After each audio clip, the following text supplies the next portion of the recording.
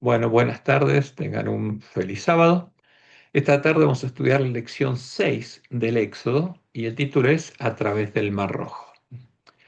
Y lo que ocurrió cuando Jehová sacó a su pueblo de Egipto, lo llevó al borde del Mar Rojo y cuando Faraón y su ejército estaban por atacarlo, abrió el Mar Rojo para que su pueblo pasara por un camino seco hasta la península de Sinaí y dejó a Faraón y a su ejército debajo de las aguas del Mar Rojo. Como veremos, es un tipo de dos eventos, ¿eh? Podemos asociarlos a dos eventos. Primero, es un tipo de cuando Jehová separó a su pueblo de las iglesias caídas en manos de Satanás. Estas se convirtieron en parte de la gran ciudad que se llamaba Babilonia, Sodoma y Egipto, y Dios le mostró al pueblo adventista cuál era la misión para la cual lo había llamado, ¿eh? Porque separó al pueblo adventista de las iglesias caídas que llegaron a ser parte de la gran Babilonia, de la gran ciudad que se llamaba Babilonia, Sodoma y Egipto. Y Dios nos dijo claramente justamente cuál era nuestra misión. Como dice en el Juárez, primeros escritos, vi que desde que el segundo ángel proclamara la caída de las iglesias, éstas se han estado volviendo cada vez más corruptas. Satanás ha tomado plena posesión de las iglesias en conjunto. ¿Qué pasaba? Todas eran parte del plan de Satanás para engañar al mundo entero. Y como Satanás había tomado posesión de esas iglesias, Dios separó a su pueblo de esas iglesias, que estaban llenándose de todo inmunda y aborrecible, como dice Elena de White. Y por eso Elena de White, hablándole a nuestros ministros, les dice, en el mundo existe solamente una iglesia que está actualmente en la brecha reparando el muro. Reparando el muro. ¿Cuál es el muro? Reparando el conocimiento de Jehová, porque el muro de Jerusalén es Jehová, como vamos a ver. Reedificando las ruinas, los lugares desolados por la hija de la gran Babilonia. Y agrega, el mundo entero está lleno de odio hacia los que proclaman que la ley de Dios está en vigencia, y la iglesia leal a Jehová, porque así llamaba Elena de White al pueblo adventista, debe sostener un conflicto común, porque no tenemos lucha contra carne y sangre, sino contra principados, contra potestades, contra los gobernadores de las tinieblas de este siglo, contra huestes espirituales de maldad en las regiones celestes. Ahora, porque nuestra lucha no es contra carne y sangre, sino contra quién. Si nos ponemos del lado del Dios verdadero, contra su enemigo, contra Satanás y su hueste de espíritus de demonios. ¿Y cuál es el muro de Jerusalén? Como Dios lo anunció por medio de Zacarías. Y le dijo, corre, habla a este joven diciendo, sin muros será habitada Jerusalén. Esto es una profecía para el tiempo del nuevo pacto, en el cual Jerusalén es símbolo de la iglesia verdadera. Aquí vamos a cambiar artículo, pues estamos hablando del nuevo pacto. Entonces Jerusalén es un símbolo de la iglesia verdadera, entonces está hablando de esa iglesia. ¿Cuál sería el muro? A causa de la multitud de hombres y de ganado en medio de ella. ¿Y qué dice Jehová? Yo seré para ella, para Jerusalén, para la iglesia, dice Jehová, muro de fuego en derredor y para gloria estaré en medio de ella. Entonces, ¿cuál es el muro que se destruye para que entre el enemigo? El conocimiento de Dios, porque Jehová es el muro y para gloria está en medio de su iglesia. Como dice Oseas 6, 1 al 3. Venid y volvamos a Jehová, porque Él arrebató y nos curará, hirió y nos vendará. Nos dará vida después de 2 días, y en el tercer día nos resucitará. Porque ahí es cuando resucitó Jesús, y viviremos delante de Él, y conoceremos y proseguiremos en conocer a quién, a Jehová. Como el alba está dispuesta a su salida, y vendrá a nosotros como la lluvia tardía y temprana a la tierra. Entonces, como dice por medio de Zacarías, Jehová sería el muro de su pueblo, de su iglesia, y Él estaría en medio de ella, porque Él es el que viene a nosotros como la lluvia. Y cuando el pueblo antista, como cuando pueblo, hubiéramos recuperado el conocimiento de la verdad echada por tierra, y como los miembros de la iglesia primitiva fuéramos parte del pueblo que conoce a su Dios, los lugares asolados serían reedificados. Y como dice Ezequiel 37, el 13 y el 14, y sabréis que yo soy Jehová, cuando abra vuestros sepulcros y os saque de vuestras sepulturas, pueblo mío, y pondré mi espíritu en vosotros y viviréis, y os haré reposar sobre vuestra tierra, y sabréis que yo, Jehová, hablé y lo hice, dice Jehová. Porque cuando Dios pone su Espíritu en nosotros, nos hace nacer de nuevo, nos engendra de nuevo como sus hijos y empezamos a tener vida. Pero si no es Jehová el que viene a morar en nosotros, seguimos muertos. Y también lo que sucedió en el Mar Rojo es un tipo de lo que va a pasar en el tiempo de la sexta plaga, cuando Jehová haga secar el gran río Éufrates que alimenta la Gran Babilonia, que es un símbolo de los espíritus de demonios que habitan en la Gran Babilonia. Libera a su pueblo de las manos de sus enemigos, entre los que estarán los adventistas nominales, los adventistas que, después de escuchar el mensaje de Elías, habrán elegido adorar a la imagen de la bestia, y será una elección consciente. Habrán elegido adorar al Dios de la bestia y el falso profeta, habrán sido hechos habitación de demonios y parte de la sinagoga de Satanás, habrán recibido la marca de la bestia, serán parte de la simiente de la serpiente, hacedores de maldad, y guiados por los espíritus de demonios estarán buscando matar ¿a quién? A sus antiguos hermanos, ¿m? A todos los que tengan el sello de Dios. Y como Dios le mostró en Ajuay, y lo leemos en 1 Escritos 30, página 34, y al anunciar Dios el día y la hora de la venida de Jesús, cuando dio el sempiterno pacto a su pueblo, pronunciaba una frase y se detenía de hablar mientras las palabras de la frase rodaban por toda la tierra. El Israel de Dios permanecía con los ojos en alto, escuchando las palabras según salían de dónde? De labios de Jehová. Y retumbaban por la tierra como fragor del trueno más potente.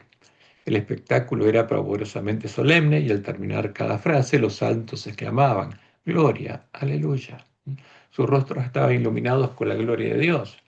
A causa de esta gloria, los impíos no podían mirarlos y cuando la bendición eterna fue pronunciada sobre quienes habían honrado a Dios santificando su sábado, resonó un potente grito por la victoria lograda sobre la bestia y su imagen.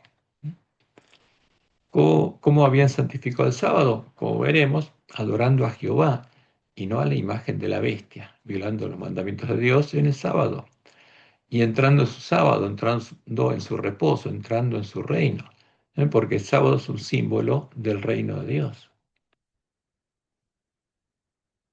Como dice Éxodo 20 del 8 al 11.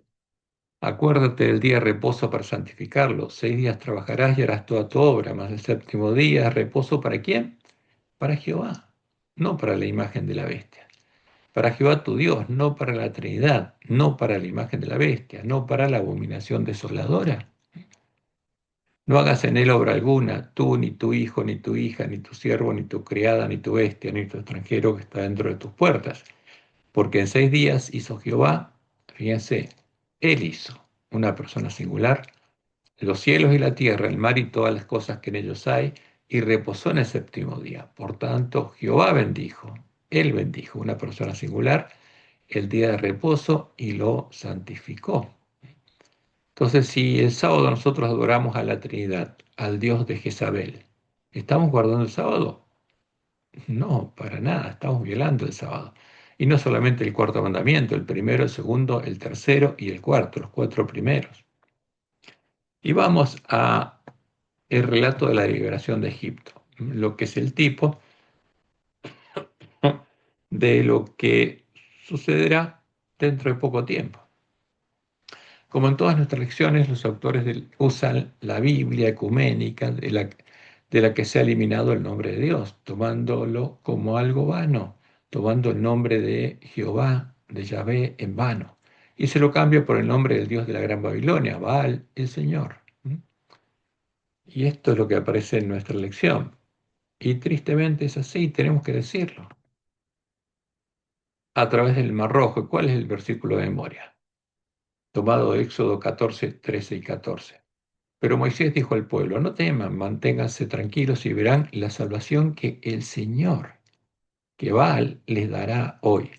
Porque esos egipcios que hoy ven nunca más los verán. El Señor peleará por ustedes, estén tranquilos. ¿Y qué hacemos nosotros? No usamos una Biblia ecuménica, usamos una en la que se conserva el nombre de Dios. Y en este caso es la Reina Valera 1960. Y Moisés dijo al pueblo, no temáis, estad firmes, y ved la salvación que Jehová hará hoy con vosotros. No el Señor, porque el Señor es un nombre genérico que usaban todos los paganos y usan todos los paganos para sus dioses. Porque los egipcios que hoy habéis visto, nunca más para siempre los veréis. Jehová peleará por vosotros y vosotros estaréis tranquilos. Y vamos al Éxodo. ¿Cuándo comienza el Éxodo? Con la muerte de los primogénitos, el faraón y el pueblo egipcio apuran al pueblo de Israel a salir de Egipto, como leemos en Éxodo 12, del 30 al 33. Y se levantó aquella noche Faraón, él y todos sus siervos y todos los egipcios, y hubo gran clamor en Egipto, porque no había casa donde no hubiese un muerto.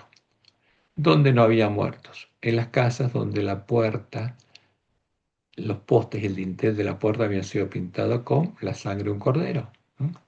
E hizo llamar a Moisés y a Aarón de noche y les dijo: Salid de en medio del pueblo vosotros y los hijos de Israel, e id servir a Jehová como habéis dicho. Tomad también vuestras ovejas y vuestras vacas, como habéis dicho, e idos, váyanse rápido, ¿eh? Y bendecidme también a mí, les dice.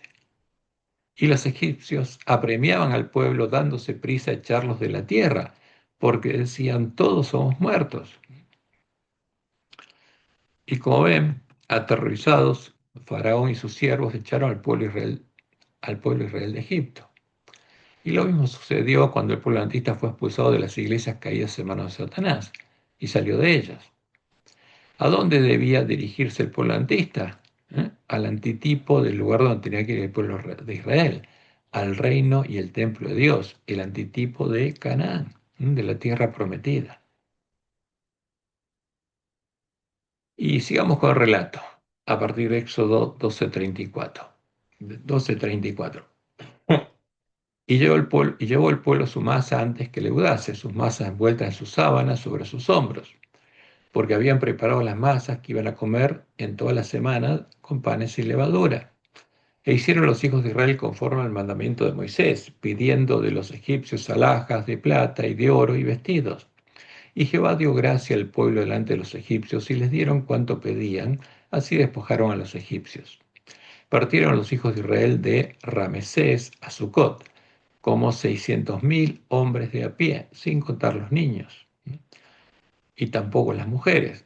También subió con ellos grande multitud de toda clase de gentes. ¿No? Fíjense, no solamente salió el pueblo de Israel, una gran multitud de toda clase de gentes, de egipcios y de otros pueblos que habían sacrificado la Pascua y habían oído lo que Dios había dicho y por fe lo habían hecho, y ovejas y muchísimo ganado.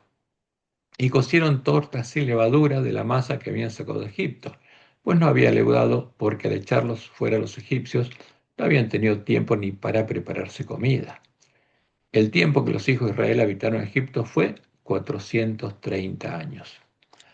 Y pasados los 430 años, en el mismo día, todas las huestes de Jehová salieron de la tierra de Egipto. Y fíjense cuál era la hueste de Jehová: el pueblo de Israel y la gran multitud de toda clase de gente que salió con ellos.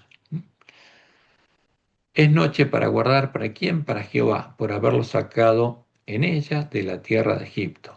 Esta noche deben guardarla para Jehová todos los hijos de Israel en sus generaciones.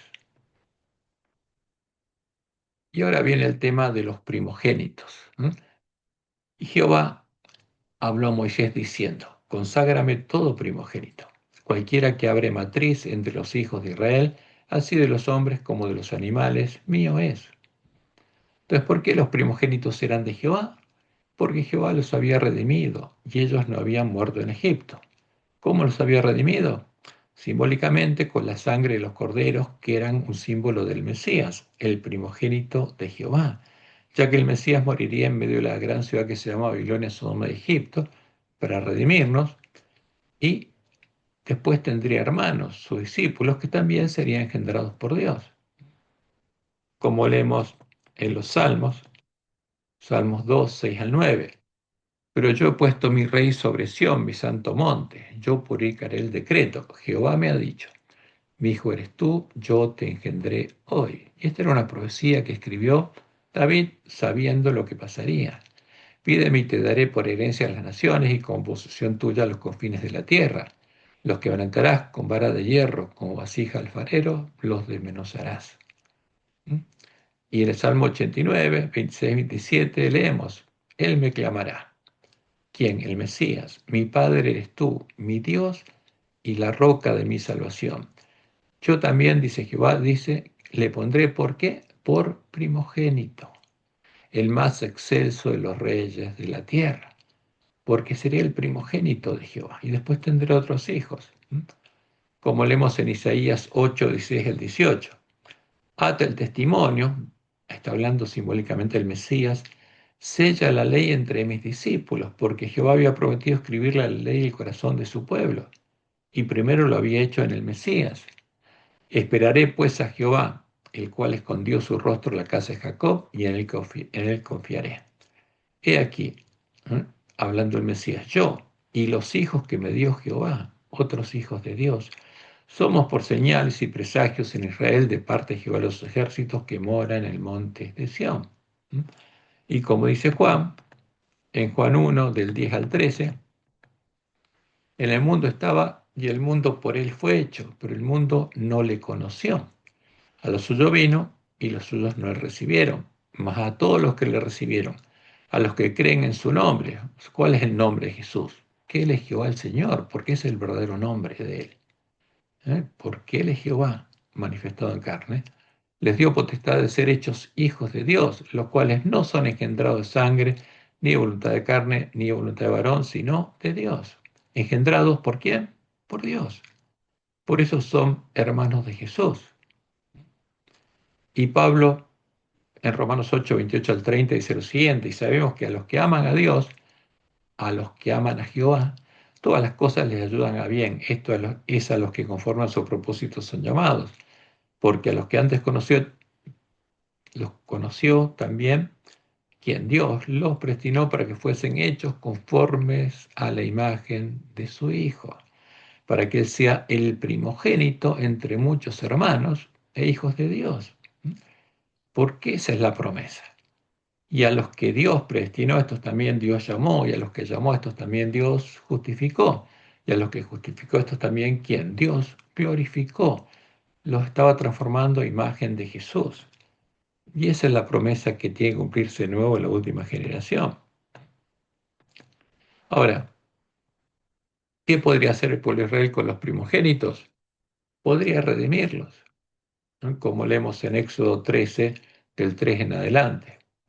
Y Moisés dijo al pueblo: tened memoria este día en el cual habéis salido de Egipto, de la casa de servidumbre, pues Jehová os ha sacado de aquí con mano fuerte, por tanto no comeréis leudado. Vosotros salís hoy en el mes de Abib, el primer mes del calendario levítico, no en la Pascua de Tamuz, sino en la verdadera Pascua.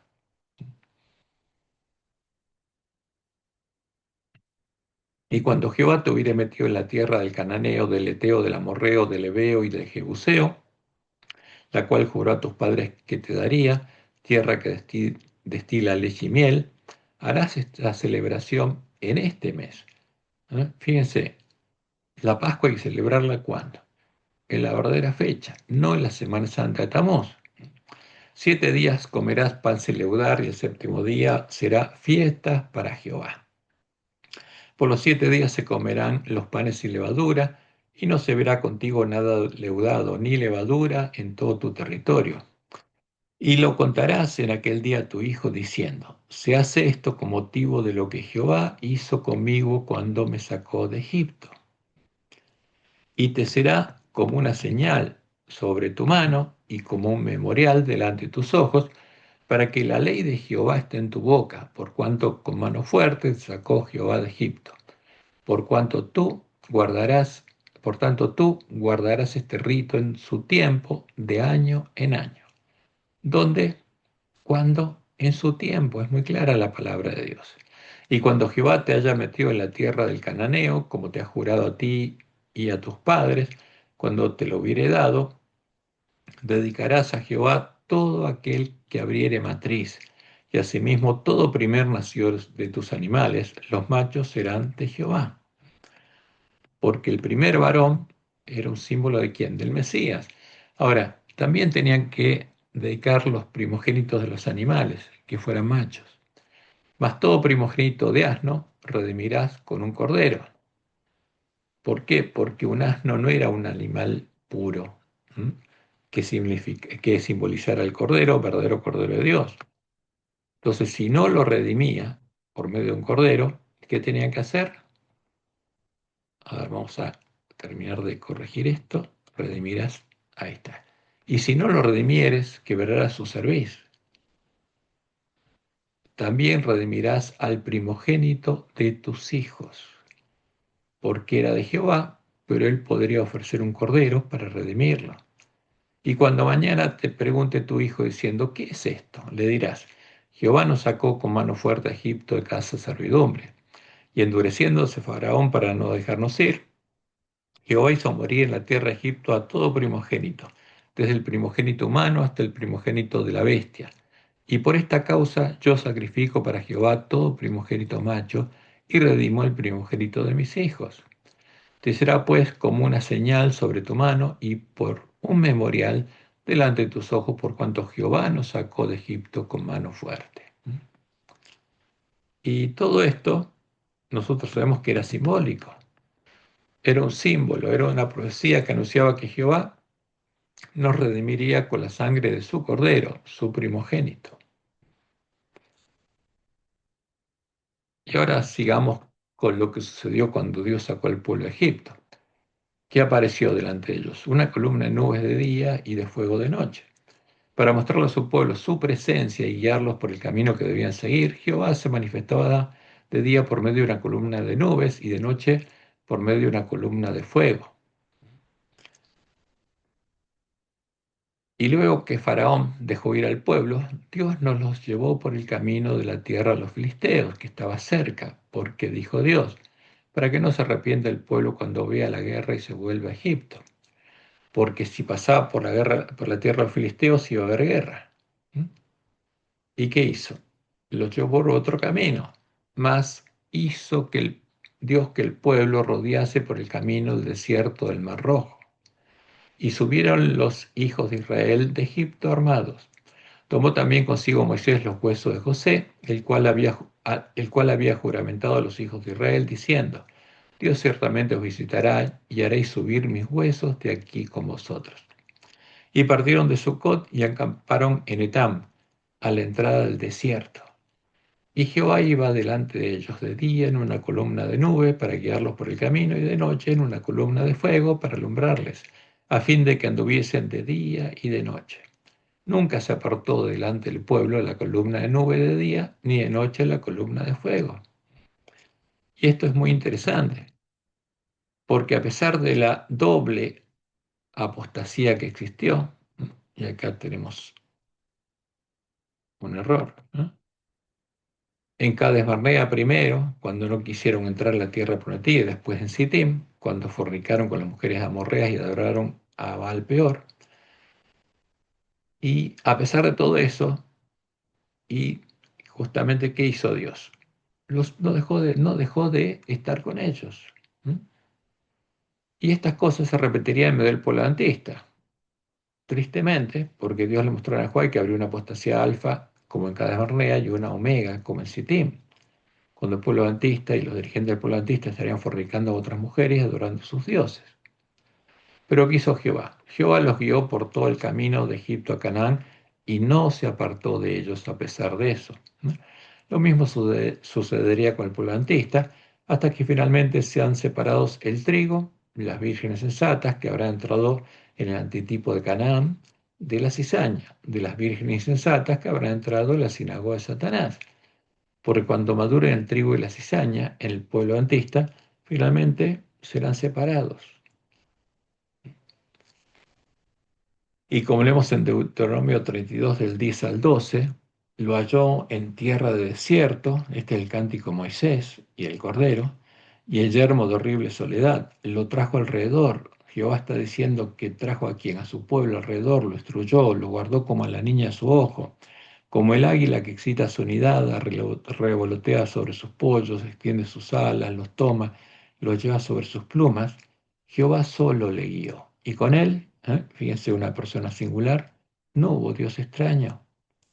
¿Quién guió a Israel de Egipto a Canaán?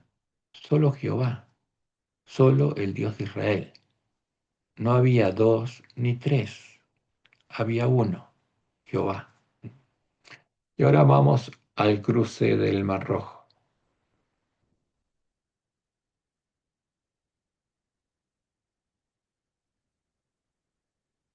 Mm. Después que Jehová había liberado a su pueblo de la esclavitud de Egipto, ¿qué hace Satanás? Hace que Faraón se arrepienta de haberlo dejado salir y busque volver a esclavizarlo. Y lo mismo sucederá cuando Jehová haya librado a la gran multitud que nadie podrá contar de la esclavitud en medio de la gran ciudad que se llama Babilonia, Sodoma y Egipto. Y Satanás, que estará en la tierra después de simular la segunda venida de Jesús, guía a los reyes de la tierra a establecer un edicto de muerte en contra del pueblo fiel a Jehová, porque eso va a pasar. Y leamos Éxodo 14, el 1 en adelante.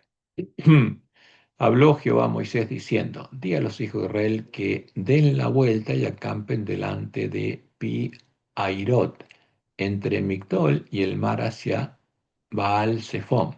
Delante de él acamparéis junto al mar. Entonces, ¿qué hizo Jehová? Que Paul acampe junto al mar. Porque Faraón dirá, dirá de los hijos de Israel, encerrado está en la tierra, el desierto los ha encerrado, porque no tiene escapatoria. ¿Qué tenían al frente? El mar. Y yo endureceré el corazón de Faraón para que lo siga, y seré glorificado en Faraón y en todo su ejército, y sabrán los egipcios que yo soy Jehová. Y ellos lo hicieron así. Y fue dado aviso al rey de Egipto que el pueblo huía, y el corazón de Faraón y sus siervos se volvió contra el pueblo y dijeron, ¿cómo hemos hecho esto de haber dejado ir a Israel para que no nos sirva? ¿Cómo dejamos ir a nuestros sirvientes?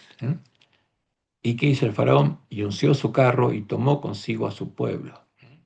Y tomó 600 carros escogidos y todos los carros de Egipto y los capitanes sobre ellos.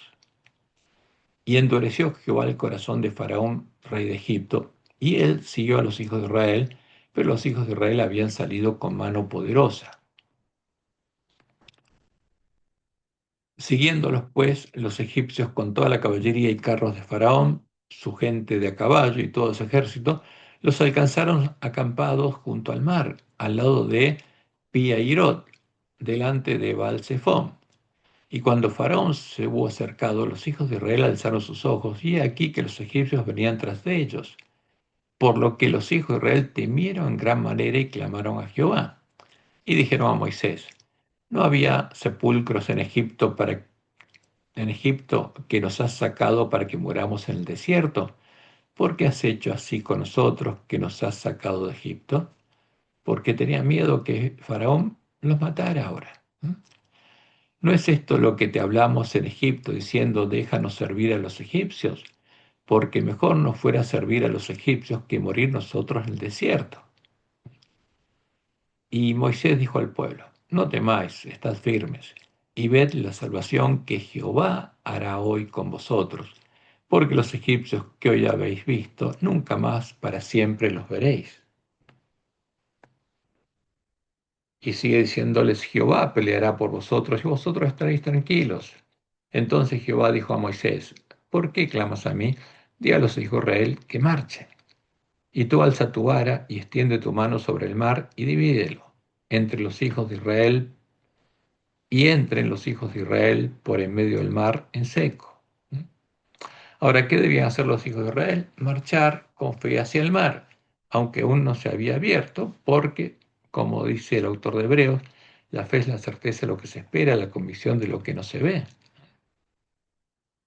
Y leemos en Hebreos 11, 1 y 29. Es pues la fe la certeza de lo que se espera, la convicción de lo que no se ve.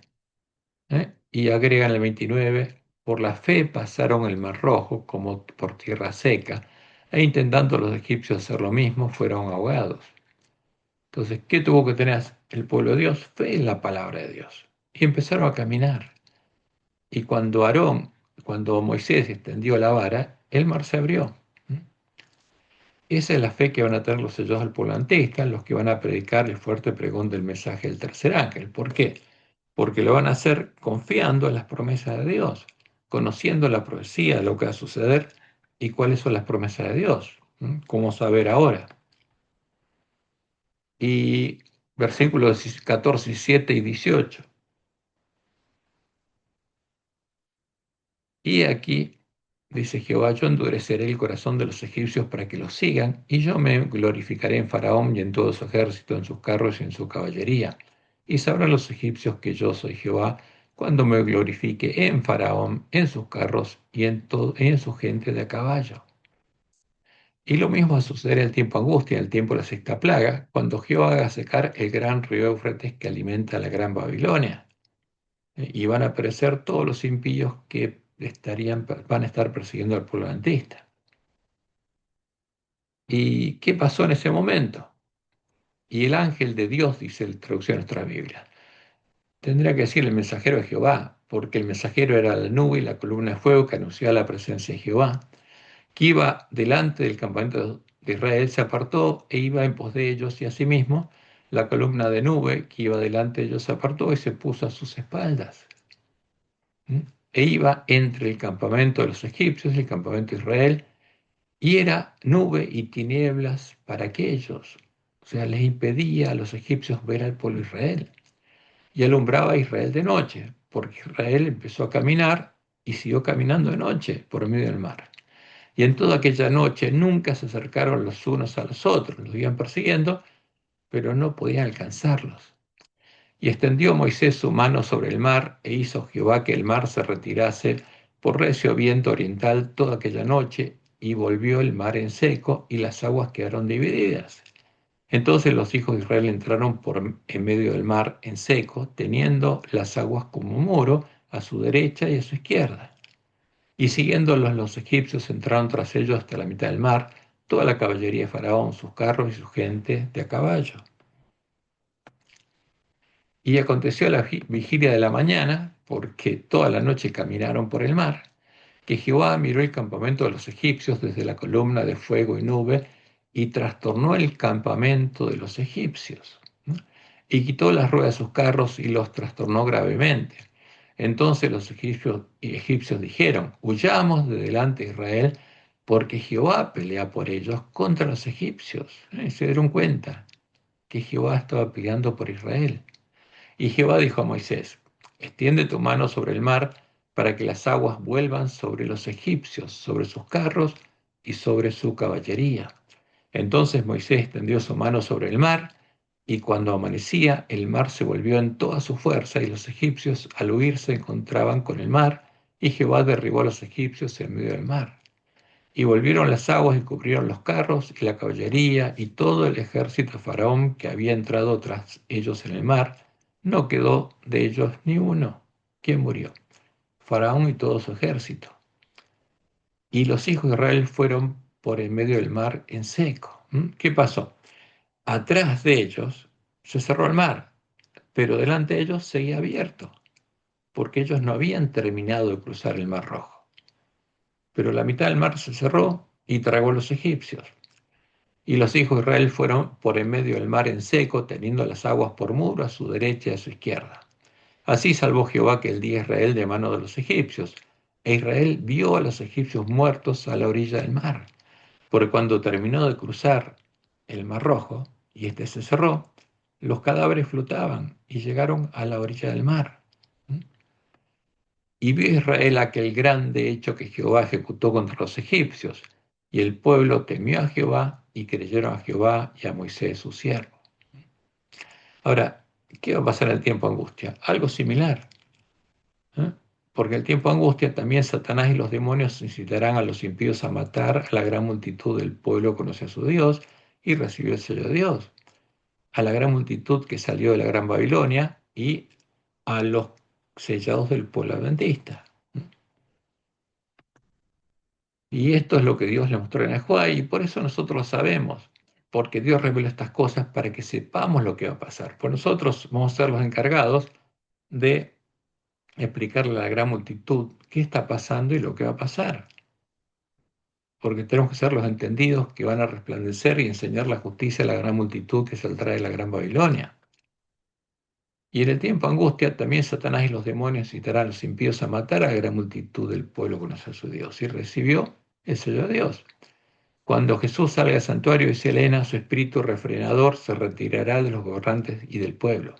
Estos quedarán bajo el dominio de los ángeles malos. Entonces, por consejo y dirección de Satanás, fíjense que habrá simulado la segunda venida y lo estará dirigiendo, porque llega el fin, Jesús está confesando el nombre de los vencedores en las bodas, y Satanás viene la abominación desoladora, y todos van a decir, Cristo ha venido, pero ¿quién vino? Satanás.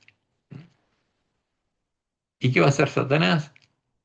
Por consejo de él, se harán leyes tales que, a menos que el tiempo sea muy corto, no se salvará ninguna carne. Vi después que los hombres importantes de la tierra consultaban entre sí. Satanás y sus ángeles estaban atareados en torno de ellos. Hay un concilio entre Satanás y los reyes de la tierra. Vi un edicto del que se repartieron ejemplares por distintas partes de la tierra, el cual ordenaba que si dentro de determinado plazo no renunciaban los santos a su fe peculiar y prescindían del sábado para observar el primer día de la semana, quedaría la gente en libertad para matarlos.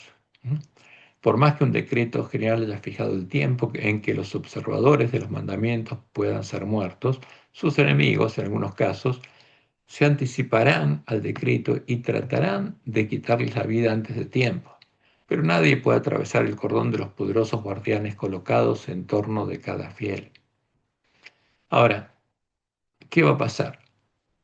Fíjense, todas estas profecías son simbólicas. El sábado es un símbolo del reino de Dios. Y sigue siendo Elena. La anterior fue Maranata 266, la próxima página 267. Cuando los que honran la ley de Dios hayan sido privados de la protección de las leyes humanas, empezará en varios países un movimiento simultáneo para destruirlos. Conforme vaya acercándose el tiempo señalado en el decreto, el pueblo conspirará para exterminar la secta aborrecida. Se convendrá en dar una noche el golpe decisivo que reducirá completamente al silencio la voz disidente y reprensora. Ese pequeño remanente, incapaz de defenderse en el mortífero conflicto con las potestades de la tierra mandadas por las huestes del dragón, hace de Dios su defensa. Ha sido promulgado, ha sido promulgado por la más alta autoridad terrestre el decreto de que adoren a la bestia, a Satanás, a la bestia escarlata, llamándola Dios y Cristo, como lo hace Roma, y reciban su marca bajo pena de persecución y muerte. Entonces, ¿qué va a haber? Un decreto de muerte. ¿Dirigido por quién? Por Satanás. Y los reyes de la tierra lo estarán adorando. En ese tiempo, ¿qué va a hacer Dios? Jehová intervendrá y liberará a su pueblo. ¿Qué va a hacer? Va a resucitar a los santos que habrán muerto predicando el fuerte pregón del mensaje del tercer ángel ante la vista de los que los mataron. Y ellos lo van a ver. Y hará secar el gran río Éufrates que alimenta la gran Babilonia a los espíritus de demonios, para que éste reciba su castigo de mano de los hombres a los que engañó. Y los espíritus de demonios harán poder cerrar más los ojos de los hombres. Iremos en Primeros Escritos, página 285. Dios escogió la medianoche, ¿para qué? Para libertar a su pueblo. Mientras los malvados se burlaban en derredor de ellos, apareció de pronto el sol con toda su refulgencia y la luna se paró. Cuando Jesús dice que las potencias de los cielos serán conmovidas, se refiere a estos eventos que van a ocurrir al tiempo de la sexta plaga. Apareció de pronto el sol con toda su refulgencia y la luna se paró. Los impíos se asombraron de aquel espectáculo al paso que los santos contemplaban con solemne júbilo aquella señal de su liberación. En rápida sucesión se produjeron señales y prodigios. Todo parecía haberse desquiciado. Cesaron de fluir los ríos, aparecieron densas y tenebrosas nubes que entrechocaban unas con otras. Pero había un claro de persistente esplendor de donde salía la voz de Dios, como el sonido de muchas aguas estremeciendo los cielos y la tierra. Sobrevino un tremendo terremoto, abriéndose los sepulcros y los que habían muerto teniendo fe en el mensaje del tercer ángel y guardando el sábado, se levantaron glorificados sus polvorientos lechos para escuchar el pacto de paz que Dios iba a hacer con quienes habían observado su ley. Y como Dios le mostró en el Juan, ahí nos va a decir el día y la hora de la segunda venida. Y al anunciar Dios el día y la hora de la venida de Jesús, cuando dio el sempiterno pacto a su pueblo, Pronunciaba una frase y se detenía de hablar mientras las palabras de la frase rodaban por toda la tierra. El Israel de Dios permanecía con los ojos en alto, escuchando las palabras según salían de los labios de quién, de Jehová, de su Dios, porque este es el pueblo que nuevamente conoce a su Dios y eleva la bandera de la iglesia primitiva, esa bandera un blanco puro con la inscripción pureza y santidad a Jehová. Y estas palabras retumbaban por la tierra como fragor del trueno más potente. El espectáculo era pavorosamente solemne y al terminar cada frase los santos exclamaban, Gloria, aleluya. Sus rostros estaban iluminados con la gloria de Dios.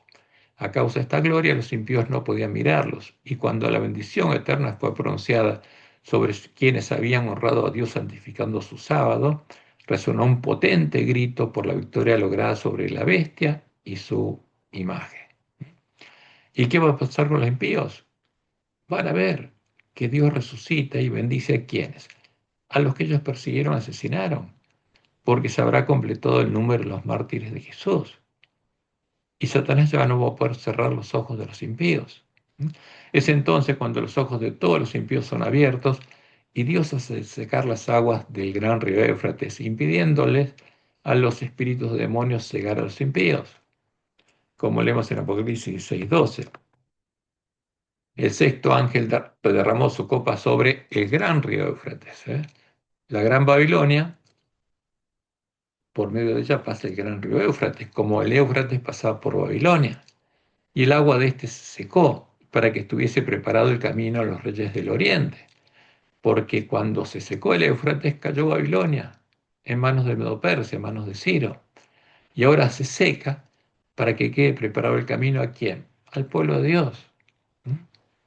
Y como Dios lo anunció por Jeremías, en Jeremías 46:10, mas ese día será para Jehová Dios de los ejércitos día de retribución, para vengarse de sus enemigos, y la espada devorará y se saciará, y se embriagará de la sangre de ellos, porque sacrificio será para Jehová Dios de los ejércitos en tierra del norte, junto al río Éufrates.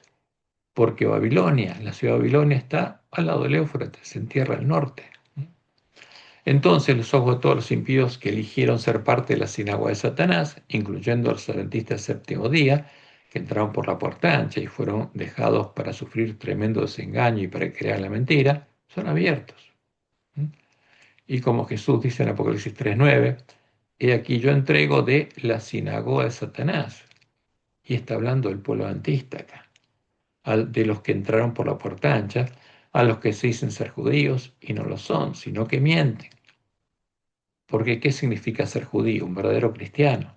He aquí yo haré que vengan y se postren a tus pies y reconozcan que yo te he amado. Ahora, ¿quién es judío en tiempo nuevo pacto? Es judío el que es circuncidado por Dios en el corazón para que refleje plenamente la imagen de Jesús y sea su hijo también. Como leemos en Deuteronomio 36, y circuncidará a Jehová tu Dios tu corazón y el corazón de tu descendencia para que ames a Jehová tu Dios con todo tu corazón y con toda tu fuerza a fin de que vivas.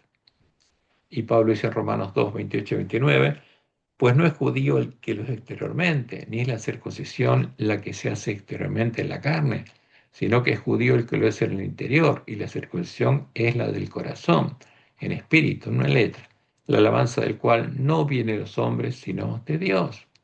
¿Y quiénes habrán sido circuncidados en el corazón por Dios, por Jehová? Los que entraron por la puerta estrecha a su casa, a su reino, a su templo. ¿Qué habrá pasado con los adventistas que escucharon cuál es la verdad en el clamor de medianoche e igualmente entraron por la puerta ancha? Tristemente, habrán sido dejados en manos de los espíritus de demonios y ellos los habrán cegado hasta el tiempo de la sexta plaga y los habrán circuncidado en el corazón, pero no Jehová, los espíritus de demonios, para que reflejen plenamente la imagen de Satanás y sean sus hijos, hacedores de maldad. Eso es lo triste. Y por eso Dios nos reveló todas estas cosas. Y como dice en el Juego del Conflicto de los Siglos, página 441, hablando del pueblo adventista, dice, cuando los que no creen la verdad, porque tienen que haber oído la verdad y la van a oír en el clamor de medianoche, porque la verdad es la luz del clamor de medianoche que ilumina el camino hacia Dios, sino que se complace en la injusticia, y cita las palabras de Pablo en 2 Tesalonicenses 2:12, sean dejados para que sufran, para sufrir tremendo desengaño y para que crean a la mentira y sigan adorando a la imagen de la bestia. Entonces, cuando Dios haya dejado a los impíos del pueblo, la luz de la verdad brillará sobre todos aquellos cuyos corazones estén abiertos para recibirla, y todos los hijos del Señor que quedaren en Babilonia oirán el llamamiento: salid de ella, pueblo mío. Se cerró la puerta para unos y ahora el llamado se dirige ¿a quién? A los que están en Babilonia. Pero tristemente, los impíos adventistas son dejados en manos de los espíritus demonios hasta el tiempo de la sexta plaga. ¿Y qué pasa en el tiempo de la sexta plaga? Como dice Elena White,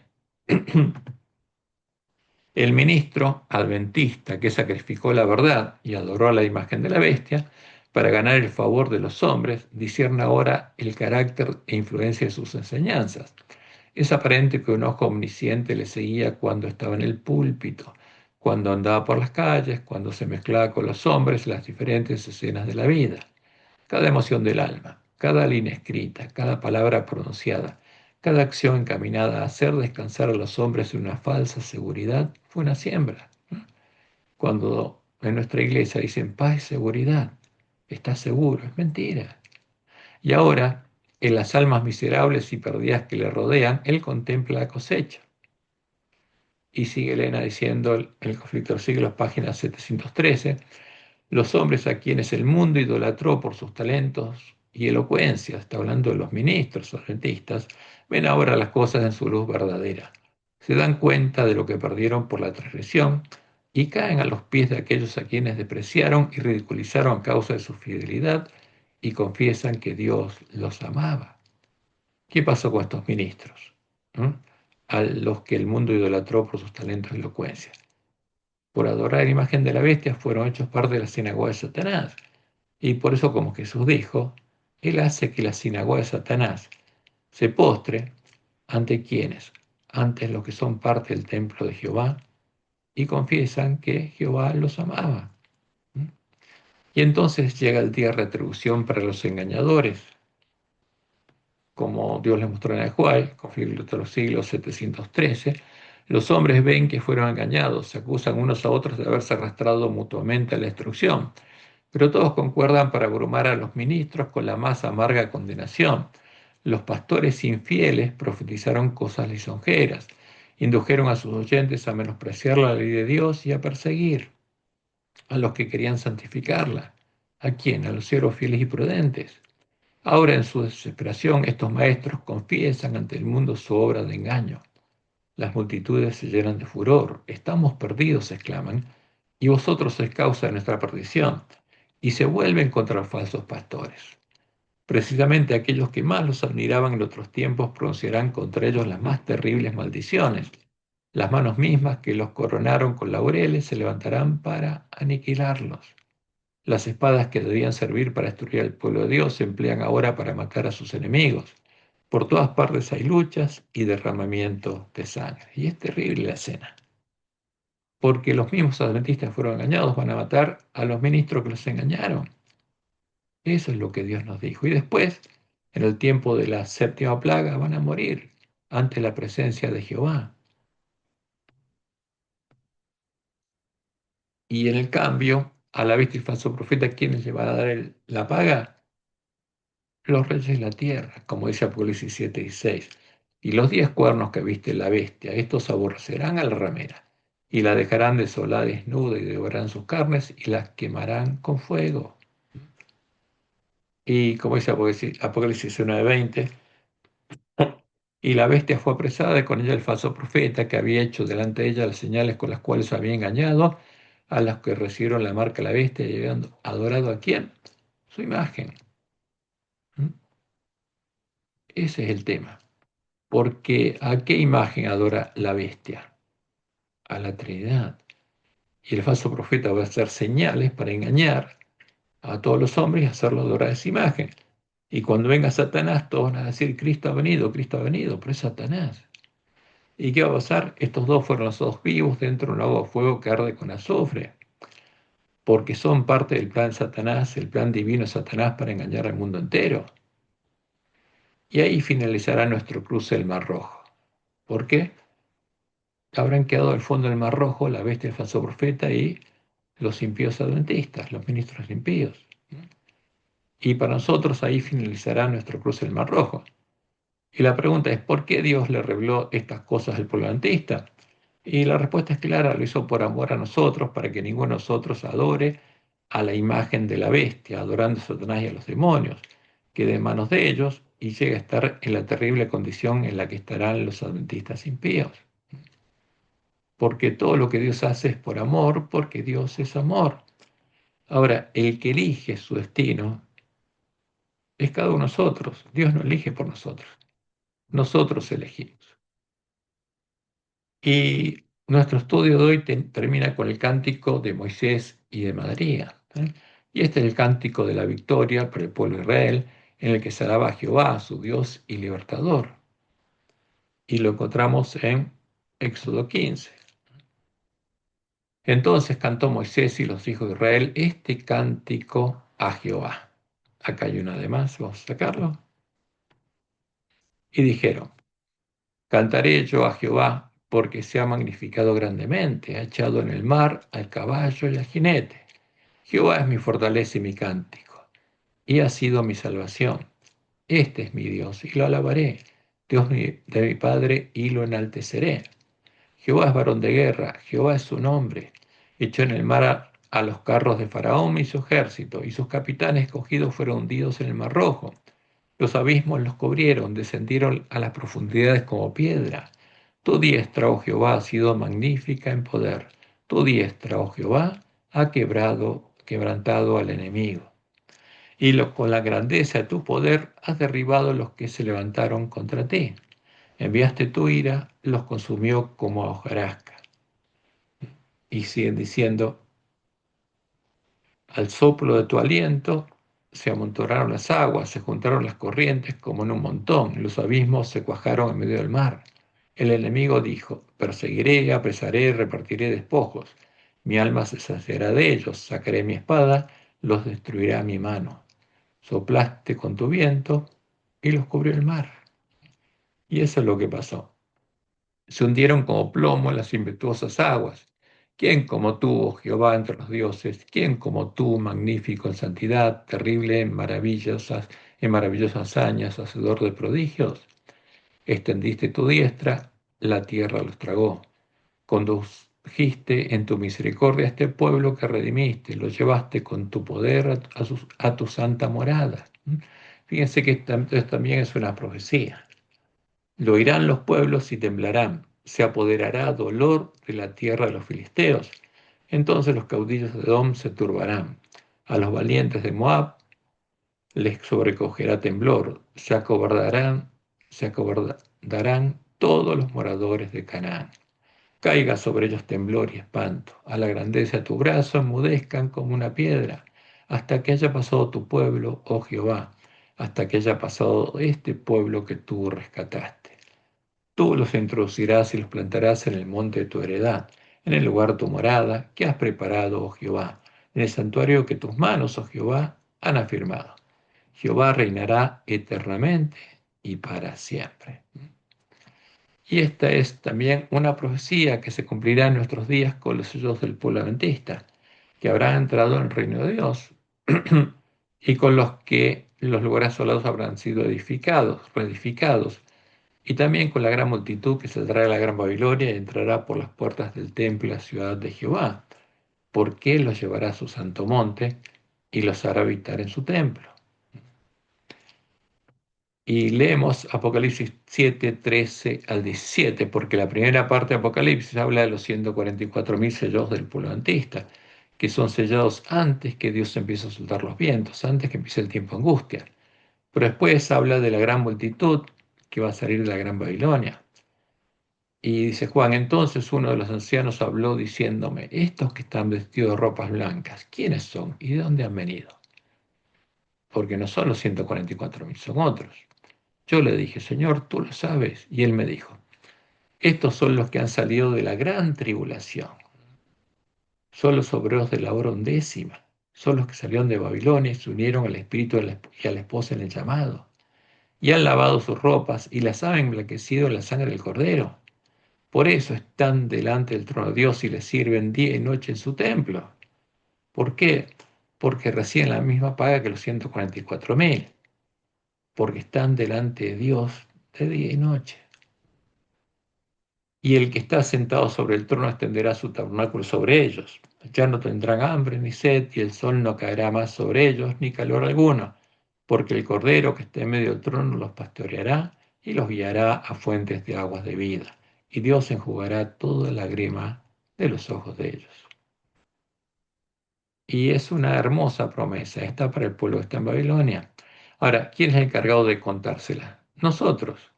¿Quién es el pueblo que iba a leer y oír las palabras de profecía? El pueblo adventista. ¿Quién tiene que hacer que la profecía del Apocalipsis se cumpla? Nosotros tenemos que guardarla. ¿Quién tiene que mostrarle al pueblo que está en Babilonia cuál es la verdad y cuál es la mentira? Nosotros. Y para eso tenemos que estar preparados porque tenemos que mostrárselos con la palabra de Dios. Y el cántico de Moisés y de María termina del siguiente modo, versículos 19 al 21. Porque Faraón entró cabalgando con sus carros y su gente de a caballo en el mar, y Jehová hizo volver las aguas del mar sobre ellos. Mas los hijos de Israel pasaron en seco por en medio del mar.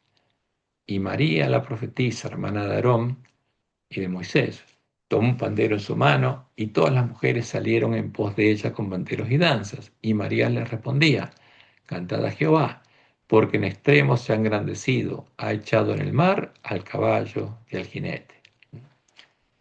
Y como le indica la profecía de Apocalipsis 15, los redimidos de la última generación también cantarán un cántico de victoria. El cántico de Moisés y el Cordero. Y ahora está relacionado esto con el cántico de Deuteronomio 32. Y lo van a hacer entrando en el templo de Jehová, estando en el templo de Jehová, delante de su trono, antes que sean derramadas las 7 copas de la ira de Dios. Y es por eso es muy interesante este capítulo, Apocalipsis 15, del 1 al 8. Y dice Juan: Vi en el cielo otra señal grande y admirable, 7 ángeles que tenían las 7 plagas postreras, porque en ellas se consumaba la ira de Dios. Y esto es interesante, porque las tenían, no las habían derramado. Vi también como mar de vidrio mezclado con fuego, y a los que habían alcanzado la victoria sobre la bestia y su imagen y su marca y el número de su nombre, en pie sobre el mar de vidrio con las arpas de Dios. Simbólicamente están en pie sobre el mar de vidrio, delante del trono de Dios, pero están acá en la tierra, pero son parte del templo de Dios, por eso están en el mar de vidrio. Y cantan el cántico de Moisés, siervo de Dios, y el cántico del Cordero, diciendo: Grandes y maravillosas son tus obras, Señor Dios Todopoderoso, justos y verdaderos son tus caminos, Rey de los santos, porque Jehová está reinando sobre ellos. ¿Quién no te temerá, oh Señor, y glorificará tu nombre? Pues solo tú, fíjense, está hablando de una sola persona singular, está hablando de Jehová, una persona singular, eres santo, por lo cual todas las naciones vendrán y te adorarán, porque tus juicios se han manifestado. Después de estas cosas miré, y aquí fue abierto en el cielo el templo del tabernáculo del testimonio, y del templo, fíjense donde está la gran multitud, y los 144.000 sellados, salieron los 7 ángeles que tenían las 7 plagas, porque después de que la gran multitud está delante del trono y Jesús confesó el nombre de los vencedores con parte de su esposa, salen los 7 ángeles que tienen las 7 plagas, vestidos de lino limpio y resplandeciente y ceñidos alrededor del pecho con cintos de oro. Y uno de los 4 seres vivientes dio a los 7 ángeles 7 copas de oro llenas de la ira de Dios, que vive por los siglos de los siglos. Y el templo se llenó de humo por la gloria de Dios y por su poder, y nadie podía entrar en el templo hasta que se hubiesen cumplido las 7 plagas de los 7 ángeles. ¿Por qué? Porque después van a entrar algunas personas. ¿Quiénes? ¿A quiénes les faltará entrar al templo de Jehová? A los redimidos que murieron sin haber sido hechos parte del templo de Jehová. ¿A quiénes? A los que vivieron el tiempo del antiguo pacto y a los que vivieron durante el tiempo en el que no se conoció la verdad.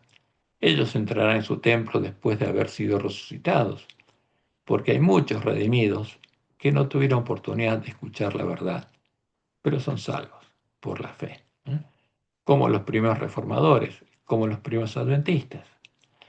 Y ellos van a entrar al templo de Jehová cuando sean resucitados, después de que caigan las 7 copas, sean derramadas las 7 copas de la ira de Dios.